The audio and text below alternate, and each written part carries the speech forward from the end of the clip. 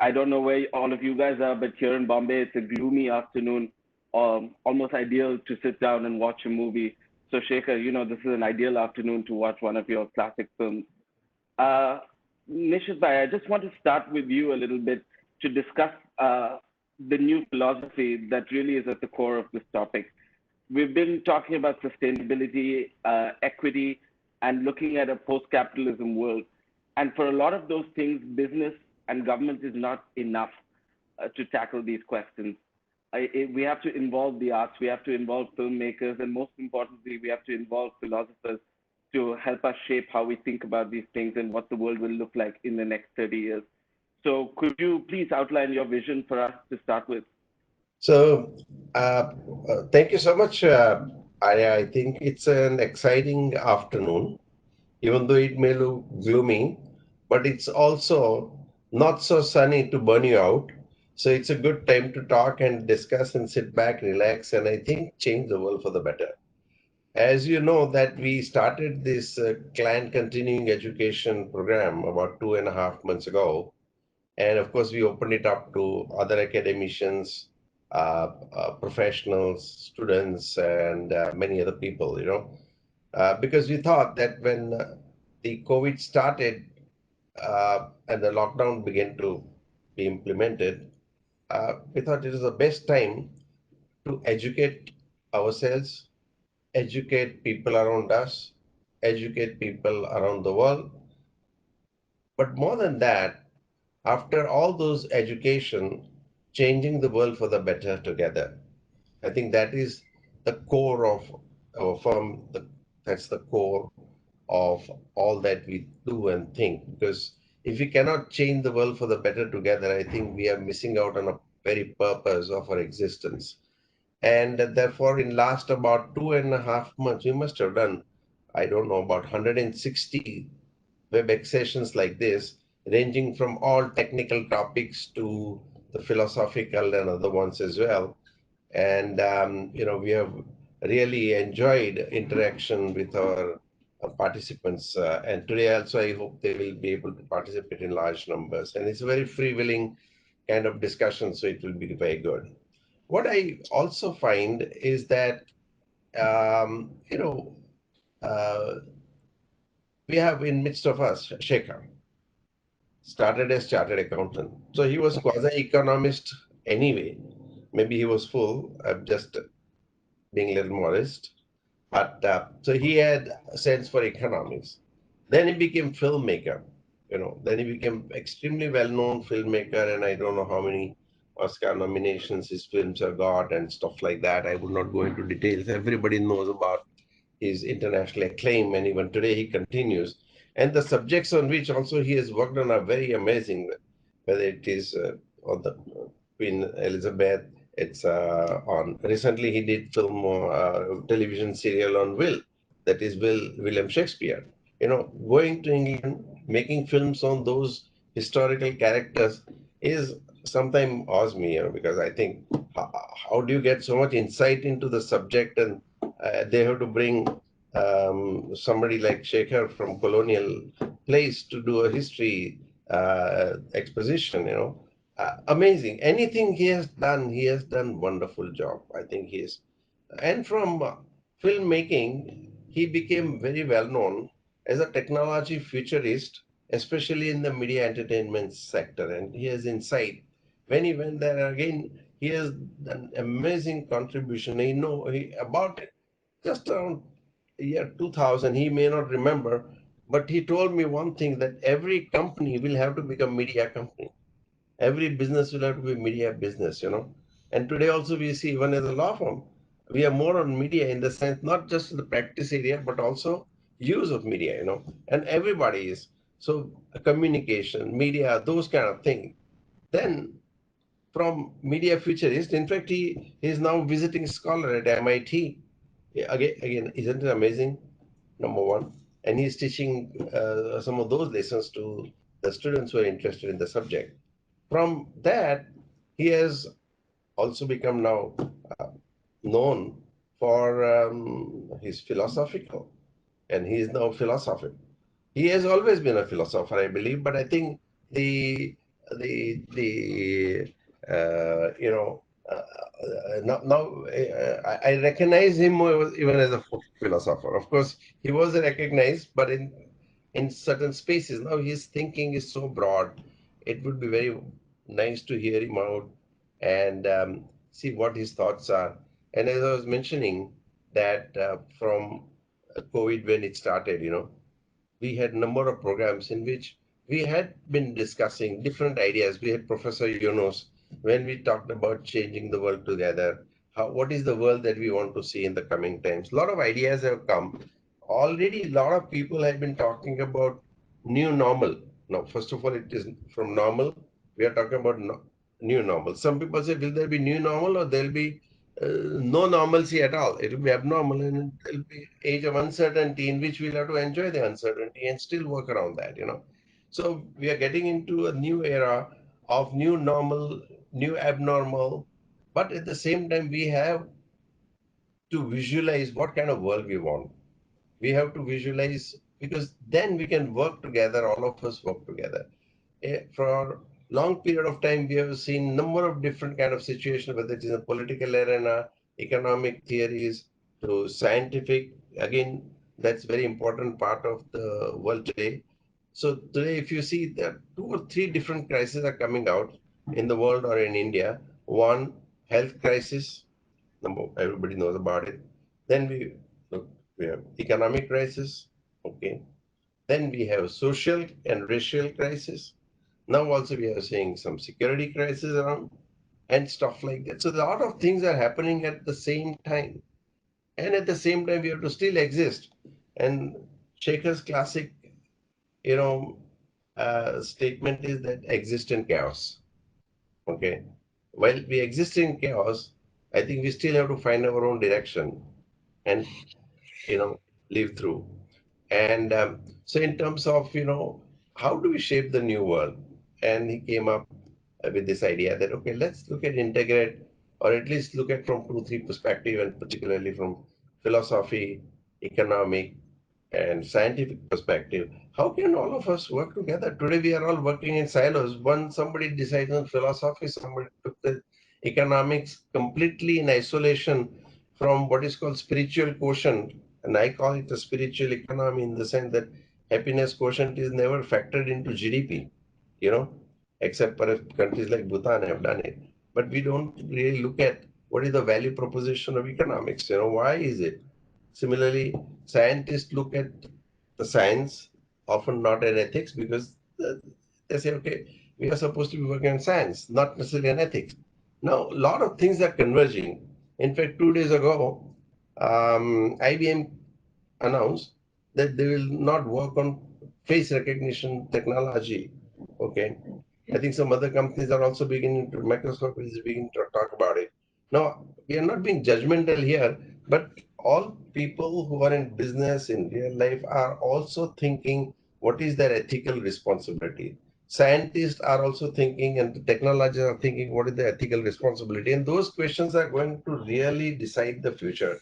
For example, when when we come with autonomous vehicles, okay, first thing you have to decide that if somebody comes in front of car, will car automatically stop and brake and the passenger is at a danger inside, or they will kill passenger or somebody in front of the car.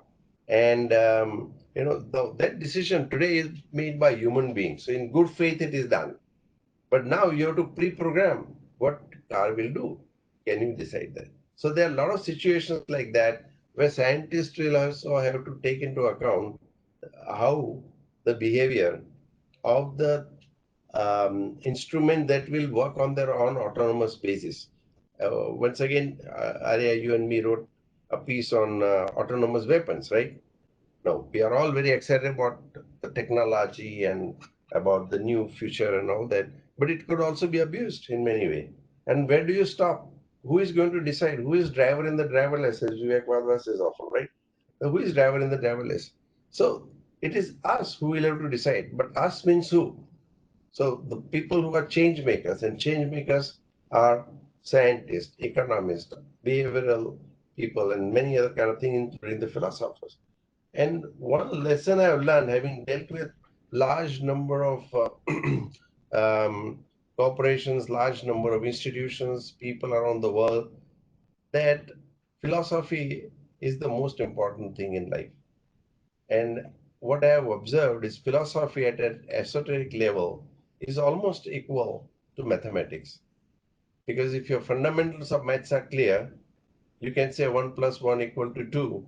The answer is very clear, at least from mathematics perspective. When it comes to philosophy, if your fundamentals of philosophy are clear, your decision management and decision making is that much clear. So you can figure out, okay, I'm going to do this, I'm not going to do that. Okay, or this is how I'm going to do it. So philosophy is a great tool for making choices. Now, as you all know, all strategies are nothing else but choices. And all choices are made because of philosophy.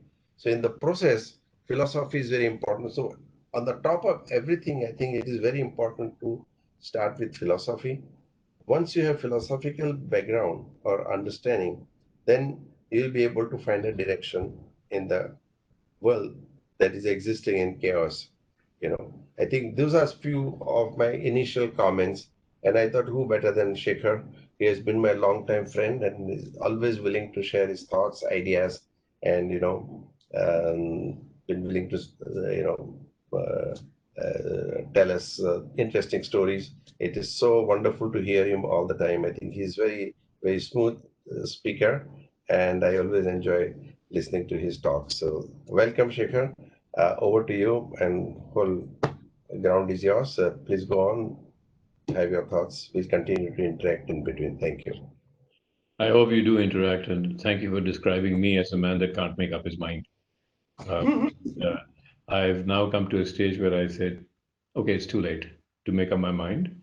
And existing in chaos, chaos is not the randomness of anarchy. Chaos to me is the ability to be on so many subjects at the same time, but not and keep your perspective on everything, and then not so much as make defined decisions, because when you define something you can find it. So and I'm talking already about the new world. We are educated, we are trained, and we have been to say you have to define something, and then when you think about it, the moment you define your goals, you're confining yourself. So if you are committed to a goal for 10 years and you're achieving it, you're missing out on things. You're missing out on philosophy. You're missing out on spirituality, unless spirituality is your goal. So the idea of chaos, which is what I think that we all need to get used to in the new world, is the idea of being able to go from one silo to another and not be stuck in a similar silo. The other day, just I was thinking that if I was to draw a graph on uncertainty, I realized that the graph, or the picture representation of uncertainty, is exactly like the pyramid that we talk about, the bottom of pyramid and the top of the pyramid. The bottom of the pyramid is much more used to the uncertainty and constantly is looking at life as an uncertain in the uncertain context. And as you move to the top of the pyramid, people have developed structures. Now, are these structures silos? Are these structures where you have already defined something, and because you're on top of the pyramid, you are not going to allow things to change? There's a very interesting, actually, when you look at the pyramid. Now, we've just seen it with COVID and with all the migrants going back. All the migrants going back are at the bottom of the pyramid, and they're living their lives constantly uncertainty. And I'm glad you said uncertainty. I think ownership and uncertainty, they're two things that I'm looking at. Uncertainty is going to be the new principle of life, and the ability to deal with that uncertainty is going to be the new principle of the new world, forcibly, because you won't have a choice. But I think out of that sense of uncertainty will come new philosophies, because only in uncertainty do you adapt to everything that is around you, because you're forced to. If you're sitting on the top of the pyramid and you sit, get up in the morning You get into a car, you go to the office, you got your secretary, everything seems so certain. You've got business decisions to make, everything seems so certain. And then suddenly everything collapses. And then when everything collapses, then you don't know what to do. Whereas the bottom of the pyramid, when everything collapses, they're kind of not saying they're okay with it, but they don't break down, as we saw with the migrants, you know. So in the new world, in the idea of no silos, I think we have to start with a new way of education. That's it. We are educated to succeed. We are educated to put ourselves in defined silos, and therefore we are confined. We are educated to be confined, you know, from one, you're a lawyer, I was an accountant, and you say, oh, no, I'm a lawyer, that's what I do. I'm an accountant, that's what I do. I'm a technology person, that's what I do. It's only when all of this mixes. Why should it all mix? And I can tell you why. Because who else is is comfortable with uncertainty? The artist is comfortable with uncertainty. Art comes out of uncertainty. Philosophy comes out of a distinctly wild way of thinking. Poetry comes out of uncertainty. Almost every art form comes out of uncertainty. And therefore, what I'm saying is, in a world that is coming towards uncertainty, it's time to let the silos go. It's time to let those people that are who their brains work much better with uncertainty. They can look at a blank canvas and just give into the chaos of there's nothing more chaotic for an artist than a blank canvas. What do? How do you start painting? Where's the first brushstroke going to be? There's no defined parameters. Is it going to be in this corner? What color should be? What is your first brushstroke? And there's no defined parameters except in art school. And then when you come out of what did Picasso first think? What was his first brushstroke? What is a child's first brushstroke? Now, the other thing that I'd like to say is that technology anywhere is present in everything. Every time you try and disseminate art, every time you try and show people art, right from the cavemen who took a stone and scratched on walls and created amazing art, that stone was their technology. When a child is writing and drawing things with crayons, the crayons are a technology.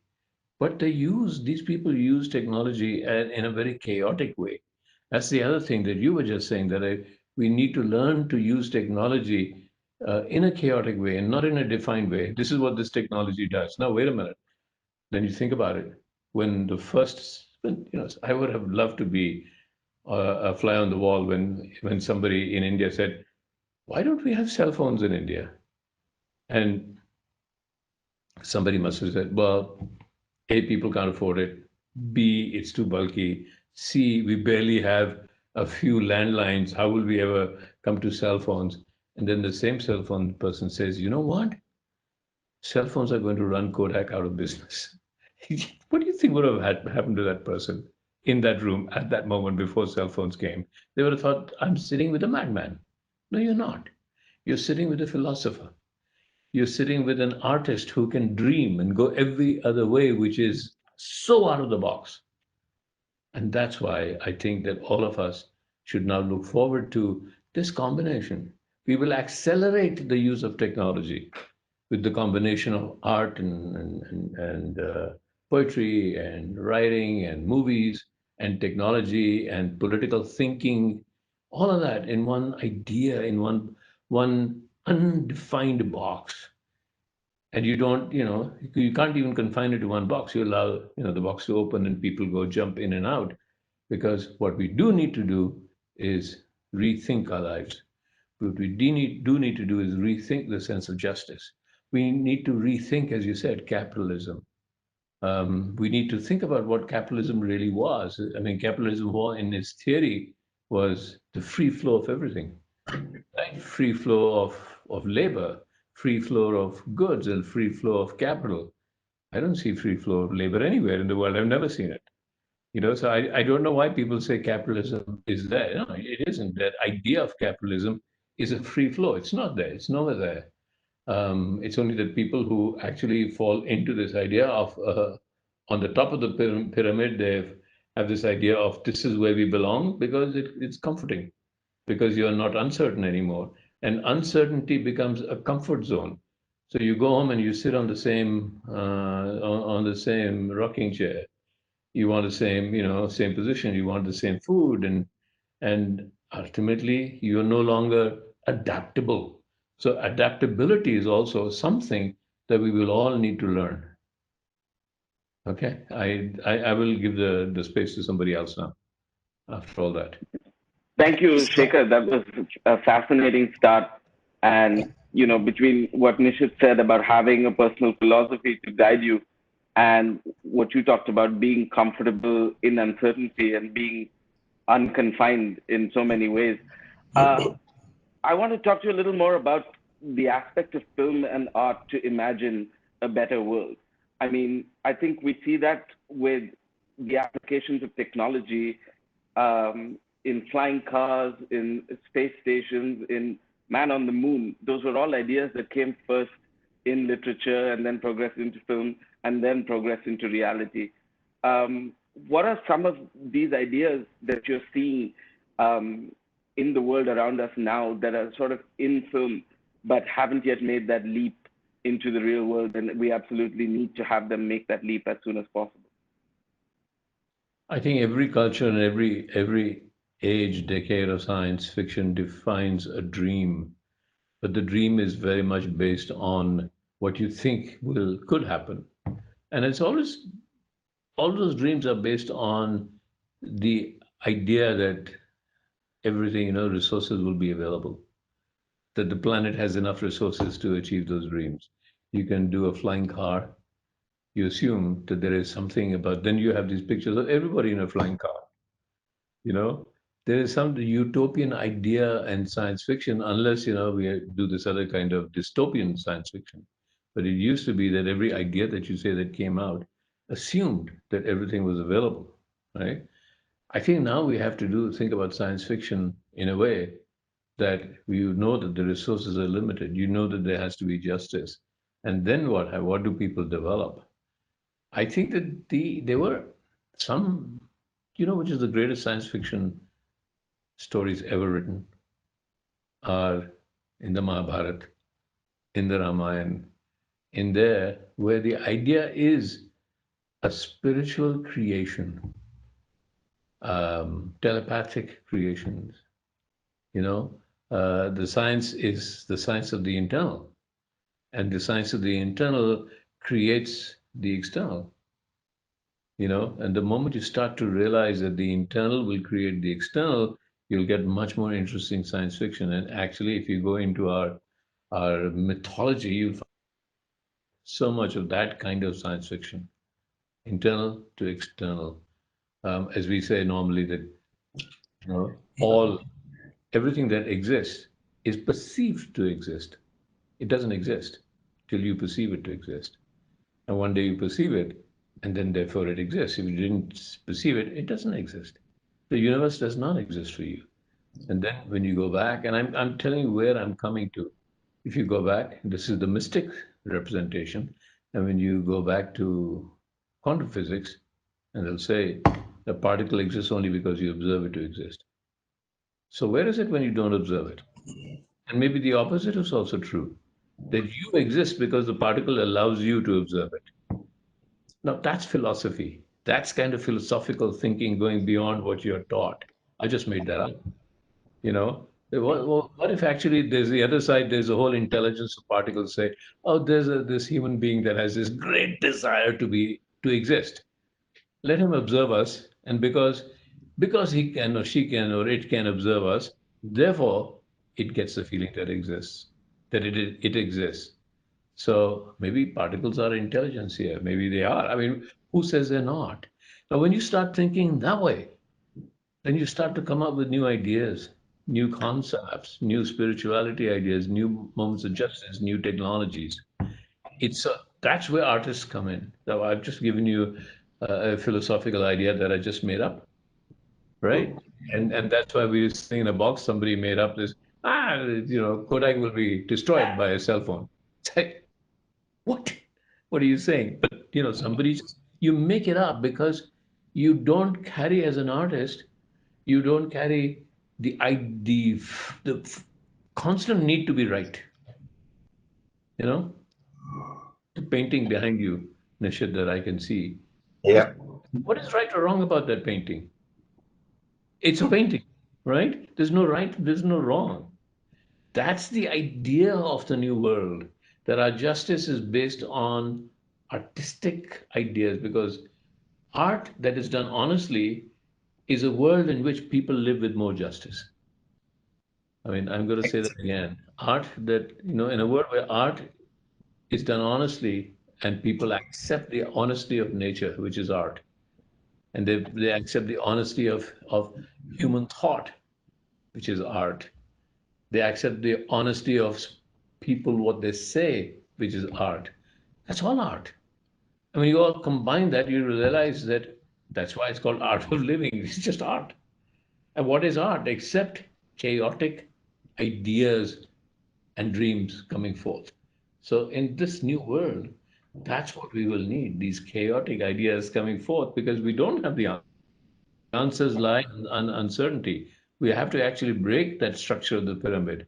Maybe, the bottom of the pyramid starts to seep up like bubbles. And, when you go diving, you notice that if you try and keep up your bubbles, you'll die actually. You just see your bubbles go up. This kind of constant exchange of air and water in that pyramid is what we need.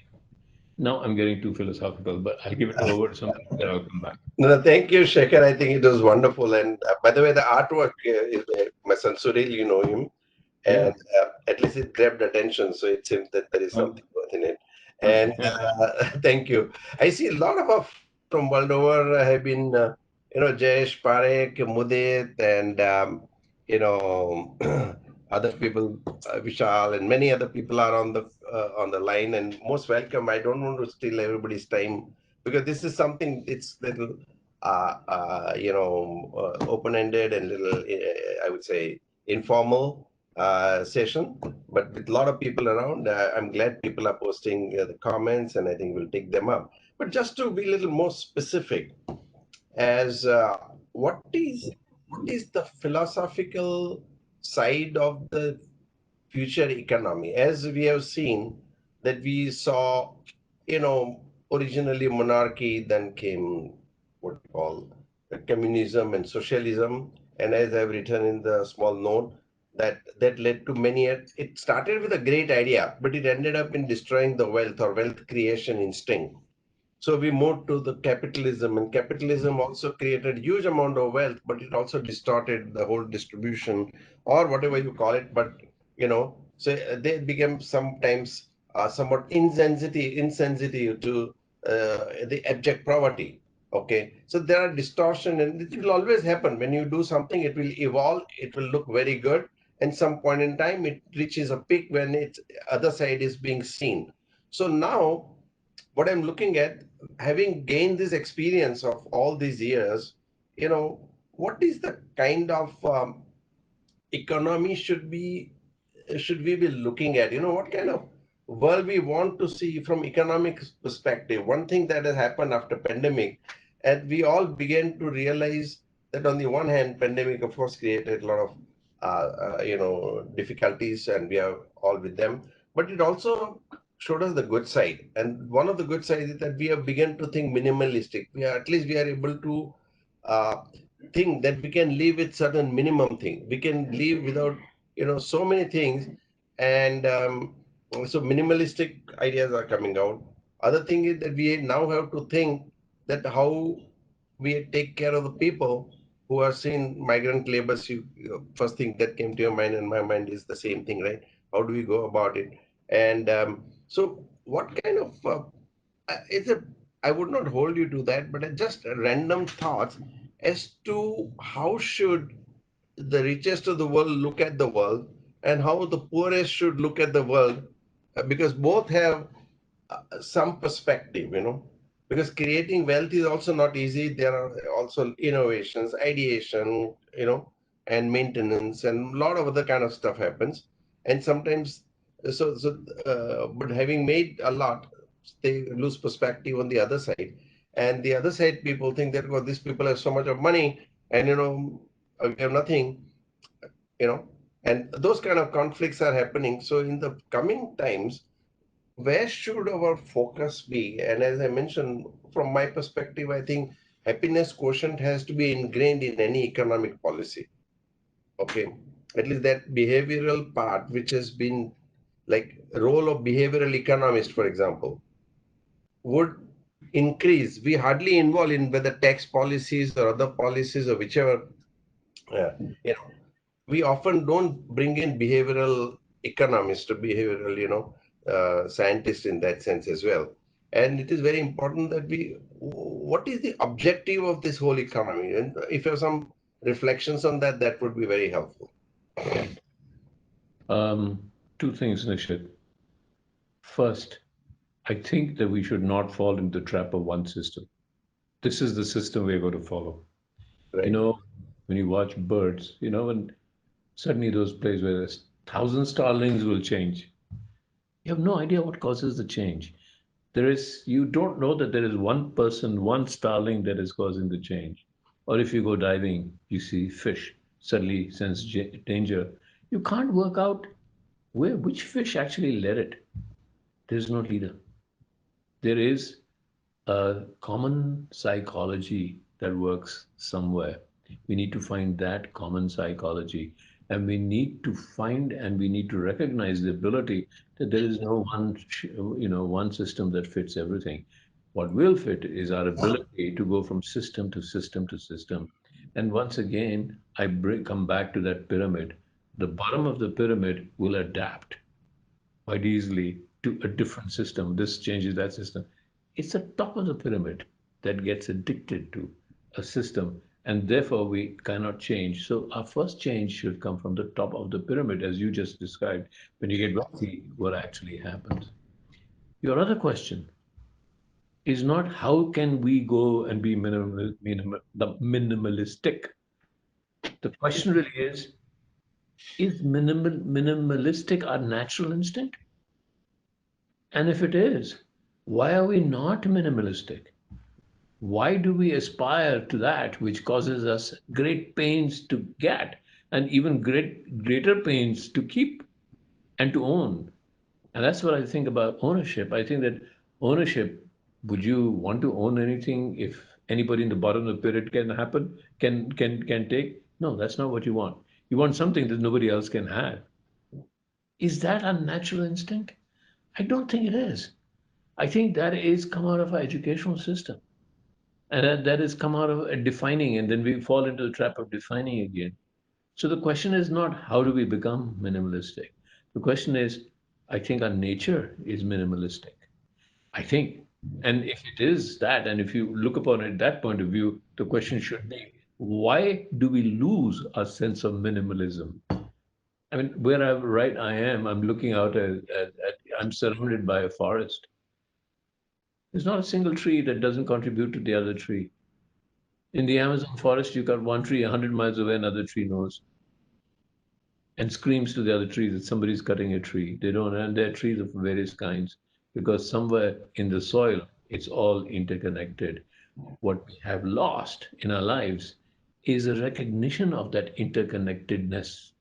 We just live ourselves on the surface, like the tip of, the iceberg that is sitting on top of the ocean, forgetting the moment the iceberg that is sitting on the top of the ocean forgets that it has a huge part of it that is at the bottom of the ocean, it just tip over, you know? So we've forgotten connectivity.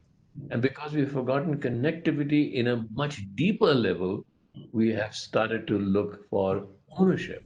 Ownership of that that we feel others can't have, avarice. And so is that our natural instinct? Or is sharing and connectivity our natural instinct? I tend to think that there are ways because we have defined ourselves into silos that our natural instinct is what you're looking for. Minimalism, sharing, Again, connectivity. philosophically speaking, I think ownership, even the very concept of ownership, what does that really mean? There are two ways to look at it. Own it, that means to possess to the exclusion of others. Again, I'm talking slightly legal. And other thing is ownership is to take care of the asset or the property or whatever it is, right? and it is not necessarily always to the exclusion of others. Again, this is a philosophical debate. You know, you have exclusive, so you exclude, other mindset is inclusive. And, we have, I personally feel time has come where it is very difficult to force people to go one way or the other. But philosophers can shape the mind to say that, okay, this is what ultimately all the property, all the assets, all the monies are meant to be happy. Now, just by possessing, by acquisition mindset, you know, really we create that kind of a ecosystem or not? I think so. The whole ecosystem will have to be developed. Again, often question of role of government comes up. Again, do we really need government of the type that we are seeing today? It's a little wilder question. How are the future governments are going to be formed? We had some discussion on that a few weeks ago.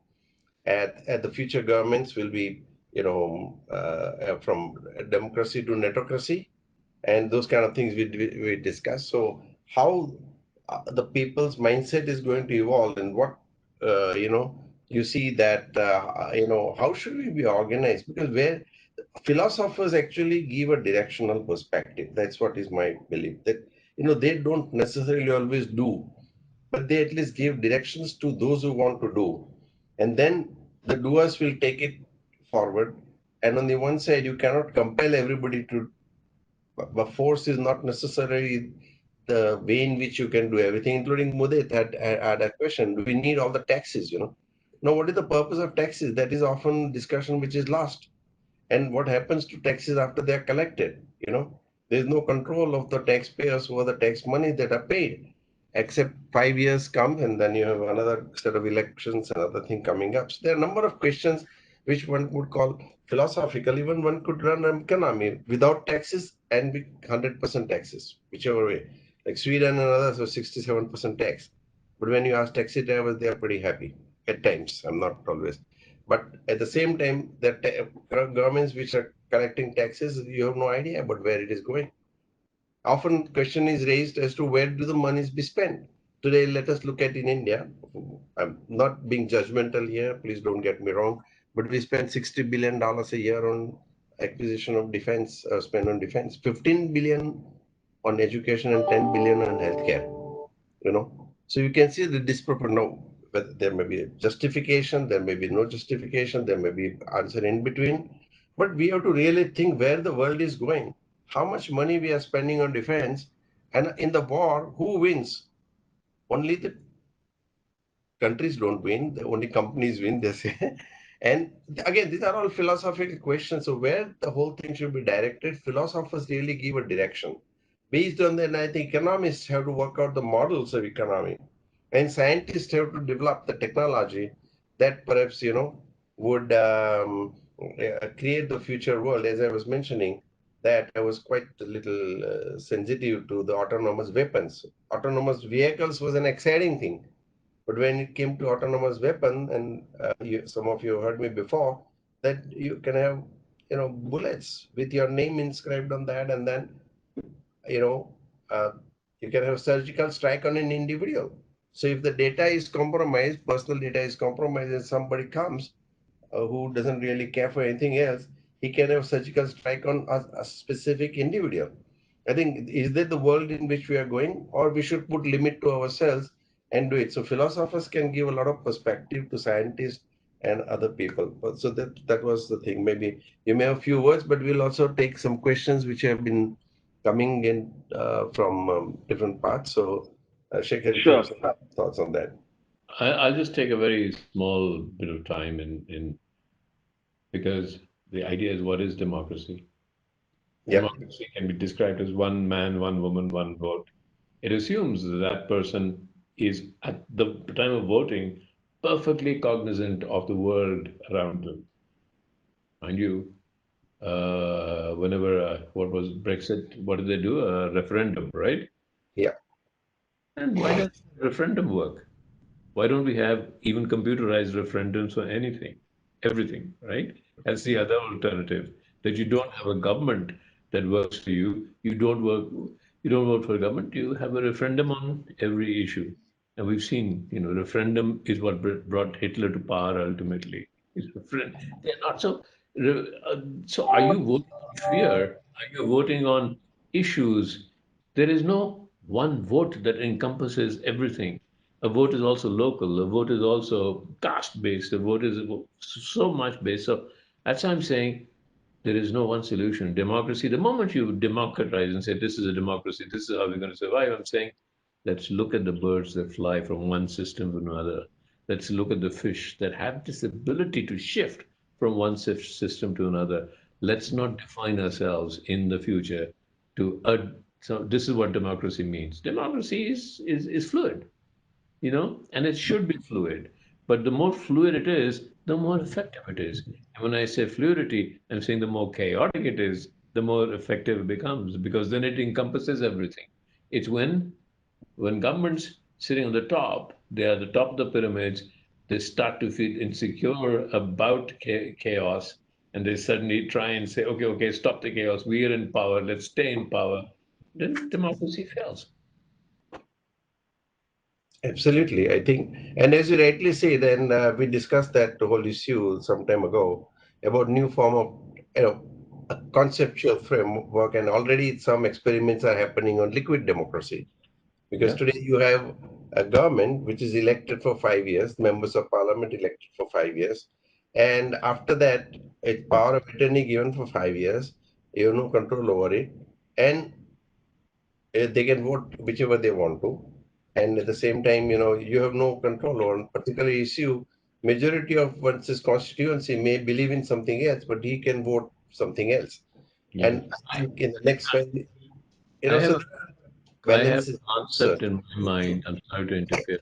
I have a concept in my mind of having two parliaments. Yeah, There's a parliament that we have, and the other parliament is a parliament of nobody over 15. Because young minds think completely different from older minds. So you have these two parliaments going at the same time, and the parliament which has no more than 15 years old. You saw what happened with the climate change activists. You saw how the world changed suddenly. You saw how they came and challenged the other world. So I don't think that the alternative democracy should be just another democratic election. It should be the election right. of the young people, and then see what happens. And you one to the other. There will be more chaos in the kids. They will because they're not afraid. They have a whole lifetime ahead of them. The people sitting on top of the parliament are saying, "Shit, now we've spent our life getting here. We're not going to leave." Yeah. So top So, of the pyramid, bottom of the pyramid. so just tell me how. I think there are questions. Yeah. Yeah, I'm going to take a few questions. So, Nishith, if you have something to add to what Shekhar just said, I can then move on to the question. I think we lost Nishit. I I, think he's lost I in the think I parliament. think we have temporarily. But in the meantime, I'm going to take a few questions, so he can Behaviors just which are jump not in. written in Uh, the set of common behaviors which are not written in the rules. I think more will be driven by culture as we move forward than perhaps by rules, because rules books are being thrown out at times, and it's very difficult to micromanage people as well. So, what is the role of culture in the whole setting? Hmm. Let's bring in the other questions, then I'll come to the role Yeah. of culture. Okay. Yeah. I mean, there are some comments, which in India, our leaders don't want technology, but only rely on the bribes and stuff like that. Now, uh, let us. I'll articulate the other way. That why does the culture of corruption exist? Just a philosophical issue. That what is it? You know, they it will never disappear. Nobody can say that. But the degree at which it happens can definitely be changed. And how would you look at what can be done to maybe address that? Is it it's a behavioral issue? If you have some thoughts on that. It's a cultural issue also. I remember my mother went to a supermarket in America, and she said, "How much?" And they said, "They brought it up to the machine," and she said, "Yeah, but how much?" And they said, well, here's the bill. And she said, yeah, but like, why is the bread so expensive? Can we? So we are a social culture, let's say in India. We're so social that everything is negotiable. The anda wala that used to come home, the doodh wala, the question used to be my mother, acha, aaj kitna pani dala? Doodh mein? How much water is there? It's not a carton. It's like a negotiation. Are you gave us 12 eggs, 2 eggs turned out to be wrong. No, sir, I only one. Okay, 1 egg turned out to be wrong. You have to give me one more egg. So everything is a social interaction, and the social interaction comes from a kind of a banter and a negotiation. That's very, very strong part of our culture. Now, America, nobody's going to negotiate on that level, or Britain, nobody's going to negotiate.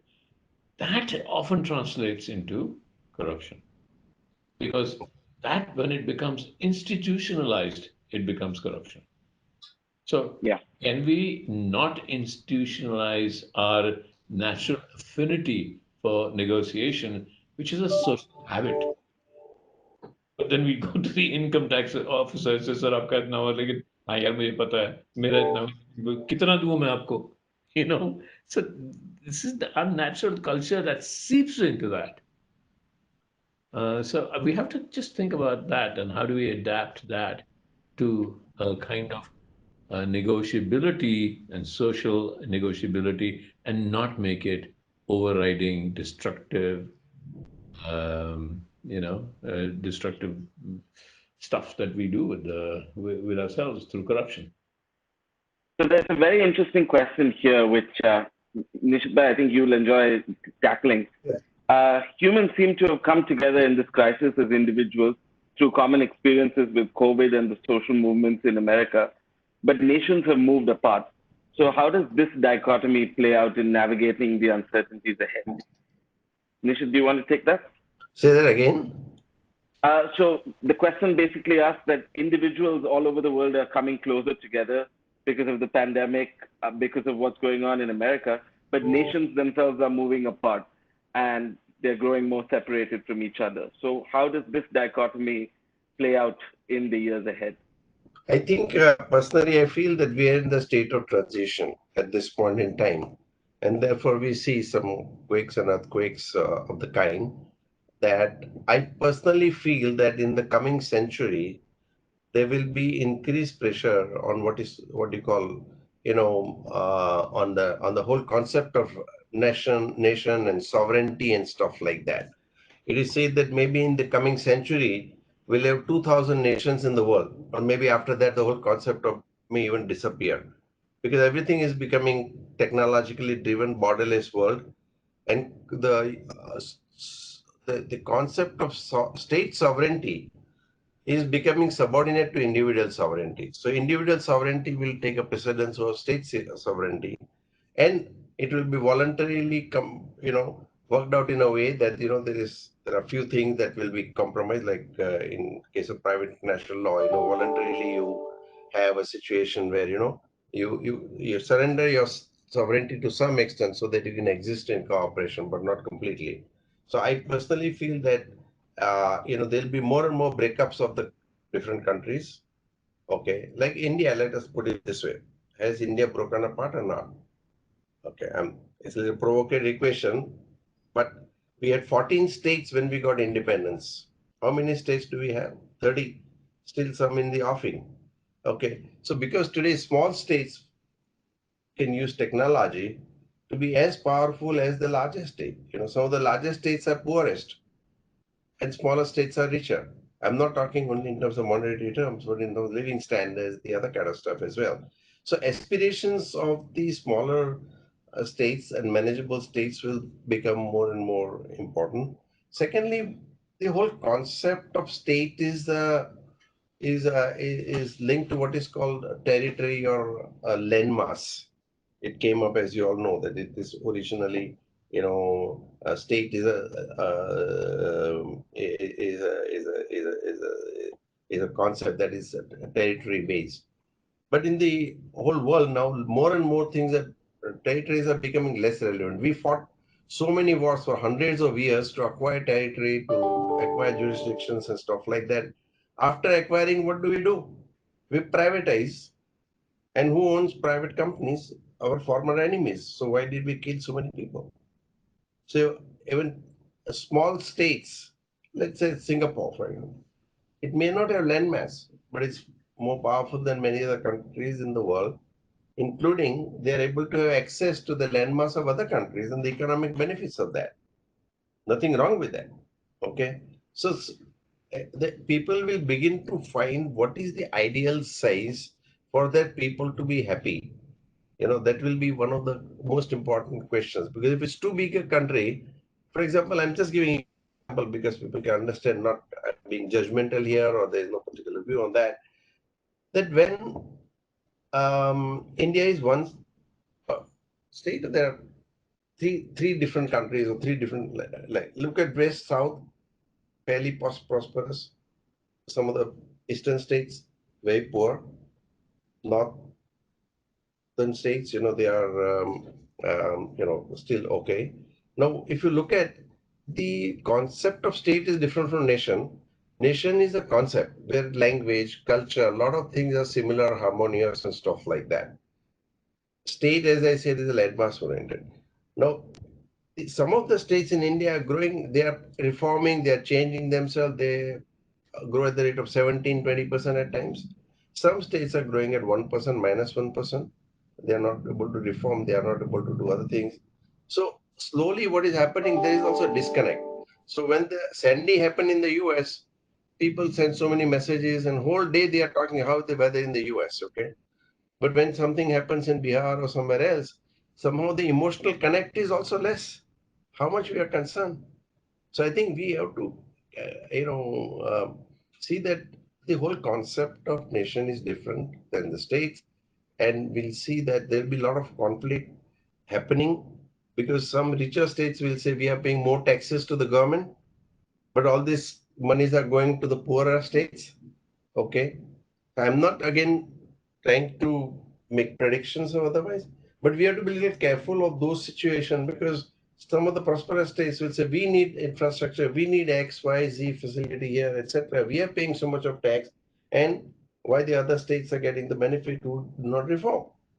Okay, so those kind of conflicts may emerge, and that is where the difficulty is. So I believe that in the coming years, next century, there will be a lot of interesting developments, in nation states. I think this is my fear at this point in time. Yeah. Shekhar, do you have anything you'd like to add to that? Something philosophical, perhaps. The only thing that is solid in this world, the only thing in the universe that is unchangeable in this universe is a perception of time. Now, if you look at time as 500 years and you draw a computer model of India's borders, they'll go like this. They'll shift. Over 500 years, it was this, then it was this, and this was this. And, sometimes I think, monsoons are coming, and I'm sitting right now in the middle of a forest. I saw a leopard yesterday, and I'm sitting in the middle of a forest. And, the monsoons, you see these insects that are born, they go through puberty, they procreate, they become middle-aged, they die within 24 hours, right? Now, what is their perception of us? Is the same as our perception of a stone. For them, we don't move, right? So fluidity and changeability and solid states are just a perception of time. So it will change. There's nothing that will not change. There's nothing that the borders won't change. There's nothing, the world and trade patterns, everything will change. So there is a philosophical idea of we try and manage change, but the thing is, you cannot manage change to not change. It's just the acceleration of the pace of change, but there's no model in this world where you can manage change not to change. That's the philosophical idea. Arya, you want to take some of the questions or any of those things, so you can. Yeah, I'm picking them up as they come in. So a lot of questions are focused on the idea of technology making the state a big brother, and how artificial intelligence, virtual reality, some of the surveillance and privacy technologies coming in are increasing the power of the state and not decreasing it.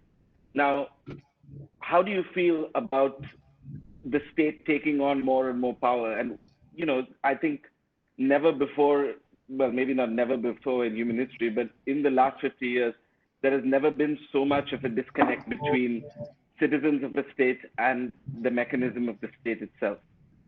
I think that this distancing between the people and the state is created, yes, by technology, because technology can take in much more people in within it. It's the same with a company, the distancing between the product and the finances. Same thing. The investors are not invested in the product, they're invested in profits. And that's because as companies become larger and then they get more investors and then it goes to the share market, it's very similar to what happens to a state. Is that a bad thing? It's only a bad thing if the state is not benign. If I look at nature, let's just look at nature. I look at nature a lot. There is that kind of hierarchy in nature. There is, let's say, there is a tree that's standing very tall, and then there's a parasite that comes, a creeper, and it winds itself around the tree. It winds itself around the tree. And then it grows so tall that then it spreads over the tree and takes all the sun. Now, what would you say? It's a huge idea and a huge creeper, a parasite that's taking all the sun. But the relationship doesn't change, because if it doesn't give some of the nutrition to the tree, the parasite will also fall. And in that sense, when we look at this big brother idea of the state, a state is only because there are subjects, right? So what we then talk about is the nature of the relationship between the state and the subject. And is there an interpersonal relationship? Is there a codependent relationship between those? So we have to look and examine the codependency between what we call a state that is not benign and the subjects, because it can't exist without subjects. That's a fascinating perspective. And Nishith, you've also been looking at, the stakeholder model as a way to look beyond stock companies and involve all of the participants in the future. How are you thinking about these things? Yeah, I think, stakeholder concept is not something new. What is new is the new focus. So, for the last 30 years, we are talking about stakeholder concept in the context of cooperation or otherwise, right? But suddenly it has grabbed attention of the corporates, and the attention is moving from only shareholder to the stakeholder. And that is the important change I have seen. What I believe is that the corporations will have to embrace concepts of, for example, ESG, good corporate governance, what is called environment, social. So all those things, if they take care of, their valuations will go up. So next 5 to 7 years, there will be an increased focus on ESG. I'm being a little more specific and mundane in some ways, but at least that is what I see. There will be more and more emphasis on understanding supply chains. For example, cosmetic companies, right? Excellent, lot of business, good. But if their supply chain involves use of child labor, for example, mica in some cases, right? Now, those when the audit would happen of ESG, all these issues will come up and they will begin to dilute the value. So they will also have to look at the supply chain mechanism in the light of ESG. So I'm being more specific on that. So next 5, 7 years, I see that. But next 7, 10 years, the valuations of the companies will be built in human rights. There is a lot written, if some people have not seen that, on human rights and business.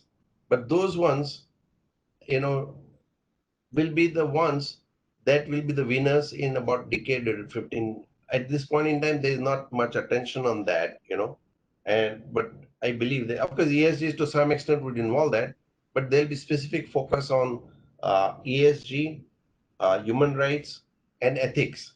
So today, more companies are dying, not often just because of no profit or kind of bad business, etc., but also because of ethics. And it takes no time to destroy a company. For example, what happened to Cambridge Analytics, right? Facebook had similar problem. Uber went through some of those problems on harassment and stuff like that. So, and in a day you lose $30 billion value. Cambridge Analytica within a week's time, most profitable company dies off. So, existential crises are brought if you do not pay attention on these factors in the coming time. That would be my, take on the stakeholder concept. That today time has come, and I think world is ready to look at the stakeholders as a whole. Mahatma Gandhi spoke of trusteeship management, and that was also I was starting off in the beginning. That it's not about ownership, about how do you treat your ownership. It is not about being wealthy or wealth creation. It's about how do you use your wealth for whose. So if you make money, lucky, yes, good. But how are you exactly using your wealth? That is what is the bigger question. In fact, Jayesh had come up with a book called "What Will I Do with All This Money?" Of course, there are 10,000 answers to that, but it's a very valid question. And I would think that people will begin to think the whole concept of ownership is more of a trusteeship concept built into that, simply because ownership is meant to be taking care of the asset for the benefit of all the stakeholders. I think that is the way I would look at it. Like, if you do not have ownership, again, there is a problem. Like tenancy laws came into India. Okay, tenants said, okay, we are living here, all the rights, but many a time they did not take care of the property. Therefore, you see dilapidation and all those kind. Everybody is suffering, correct? So while tenancy gave them certain rights, but did not confer them the the trusteeship ownership right. So I think those concepts will have to imbibe and take it forward. So that would be my some of my reactions. No, that's fascinating. I think, we are running out of time a little bit, but just to sort of wrap things up, I'd love to ask Shekhar, you spoke about the codependency and the sort of parasitic relationship between the individual and the state. Can you talk a little bit about art's role in that relationship? Where does art stand? I mean, we've always been given to understand that art is beyond aesthetic pleasure. It's all about calling authority into question, having a voice in front of the dominant force. So, can you talk about how art is doing that and how art can continue to use technology like virtual reality and artificial intelligence to make some of these narratives more compelling as we go forward?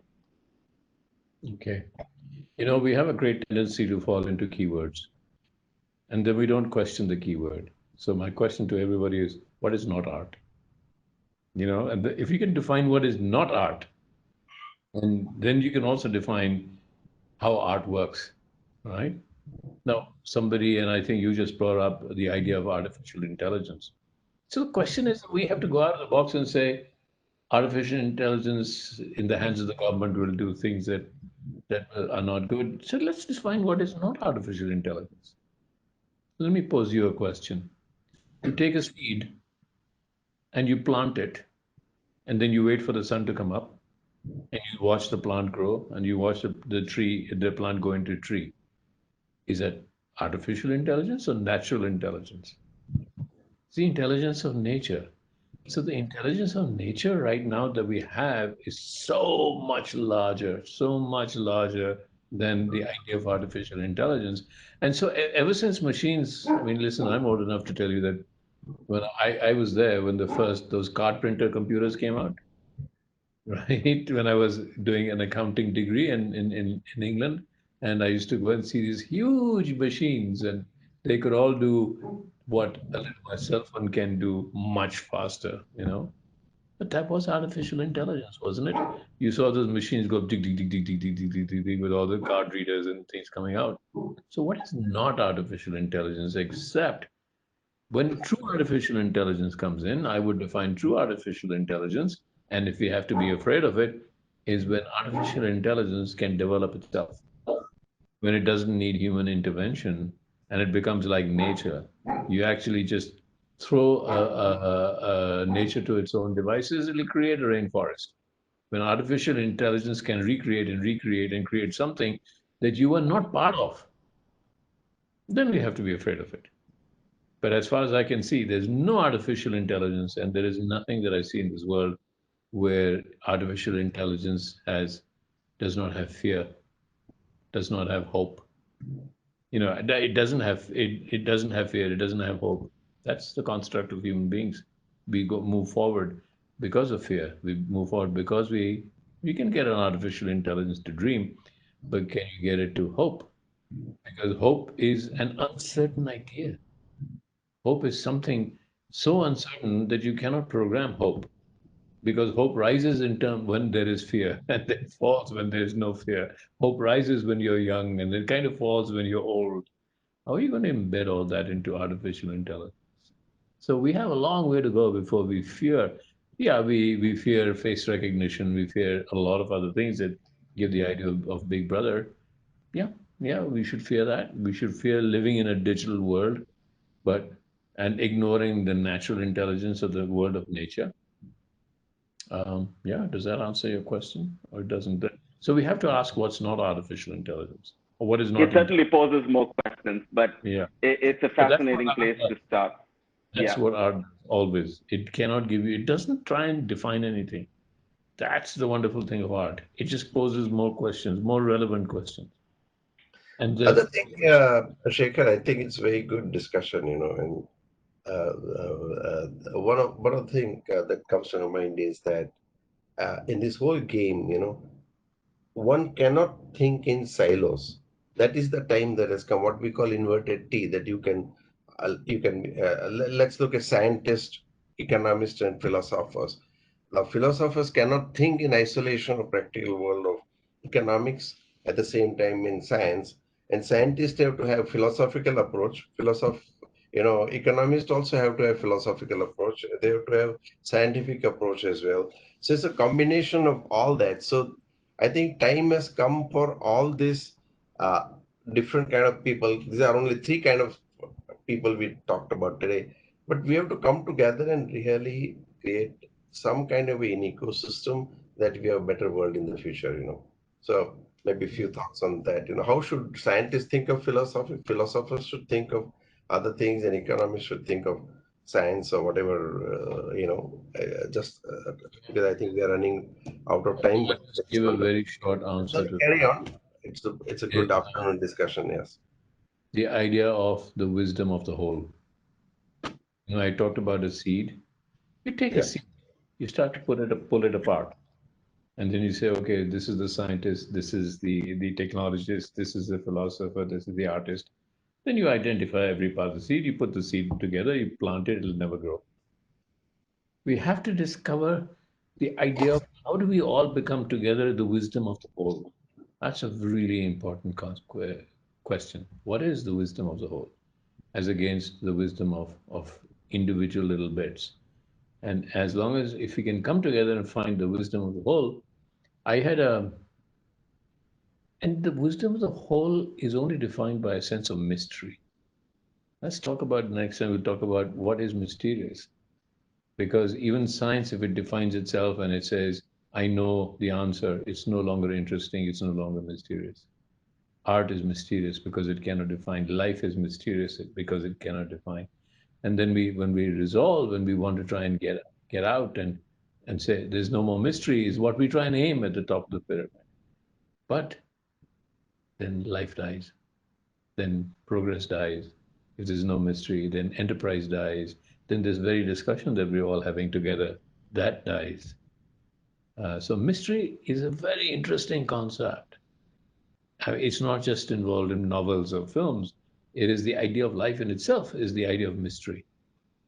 And we should inject into technology and into everything that we do. And when we have a discussion, like if there's an artist and scientist and technologist and a philosopher and a politician say, what's the mystery today? What is mysterious? The moment you say what is mysterious, everybody's mind starts to shift because you're taking it away from anything that can be contained or defined or confined because the mystery cannot be resolved. Then it's not a mystery. And so we need to learn to live in a mysterious world and accept this mysterious world. Thank you so much, Shekhar. I think you've convinced us all to start accepting uncertainty, chaos, and mystery a little bit more, as well as look around the world around us today. Nishith, I'll give it back to you for some final closing words, and then I yeah. think, first of all participants, we have received number of comments and questions. Obviously, we could not capture everything. Some of them we have combined and put together and reflected on that. So pardon us that we could not take all the questions. This was more of an esoteric discussion, but I think esoteric discussion leads us to think little ahead. And again, my take is the whole reason why we had this, discussion, and we should have some more discussion, because after the initial hazy discussion, you will find some direction, because today is a time to rethink the new future.